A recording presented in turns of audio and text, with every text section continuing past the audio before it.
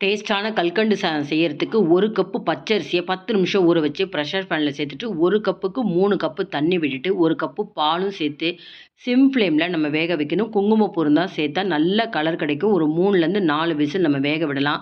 அந்த டைம்ல 1 கப்பு ரைஸுக்கு 3 கப்பு கல்கண்ட பொடி பண்ணியிருக்கலாம். டைமண்ட் கல்கண்டு கூட நீங்க சேர்த்துக்கலாம்.